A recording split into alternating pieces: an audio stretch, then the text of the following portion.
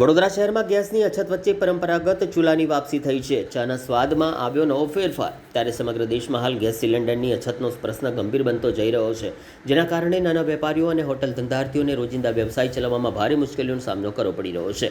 Gas cylinder મળતા નથી અને જો મળે તો ઊંચા ભાવે બ્લેકમાં મળતા હોવાથી વેપારીઓને આર્થિક રીતે ભારે બોજો સહન કરવો પડી રહ્યો છે.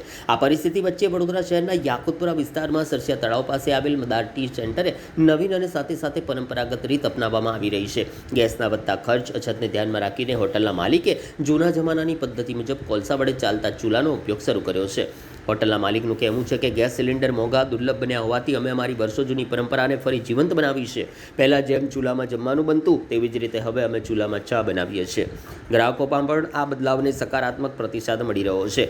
ગ્રાહક સાથે વાત કરતાં જણાવ્યું કે ચૂલામાં બનેલી ચાનો સ્વાદ સંપૂર્ણ અલગ અને વધુ મજા આવે એવો લાગે છે. જૂના સમયનો સ્વાદ ફરી મળતો હોય તેવું અનુભવાઈ રહ્યું છે. આ રીતે પરંપરાગત રીતો ફરીથી લોકપ્રિય બનતી જોવા મળી રહી છે, જે માત્ર ખર્ચમાં બચત જ નહીં પરંતુ સ્વાદમાં પણ વિશેષતા લાવે છે. શો સ્વાદ કેવો લાગે છે? સ્વાદ તો ઘી મદારનું નામ જ છે, બધાને ખબર છે.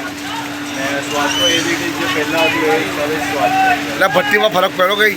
ભઠ્ઠીમાં ફરક પડ્યો. પહેલાં ગેસ કરતાં તો વધારે સારી લાગે છે, કેમ કે પહેલાં લાકડાની જે બનતી હતી ચા એના કરતાં વધારે સારી લાગે છે. ગેસ કરતાં વધારે સરસ છે. આપનો પરિચય? અમીન કોઠાર. બનાવો છો? આ ચા બનાવીએ છીએ અમે. આસામાં બનાવો છો? લાકડા અને કોયલા ઉપર, ભઠ્ઠી ઉપર જૂના જમાનાની ભઠ્ઠી છે ચાલુ કરી દીધી અમે. બાટલા મળતા નહીં, બ્લેકમાં 3500 ને 3000 કઈથી લાવવા? એટલે કોણ આપે છે 3500માં? બ્લેક કરવાવાળા વેચે છે બોટલો. એટલે આ તમે જૂના જમાને તાજું કર્યું? આ જૂના જમાના તાજું કરી નાખ્યું છે અમે. ચા આના ઉપર બનાવીએ, કોઠા ઉપર. ભાવમાં કોઈ વધારો કર્યો? સારું છે હમણાં આના ઉપર. ઓકે, સારું, ચાલો.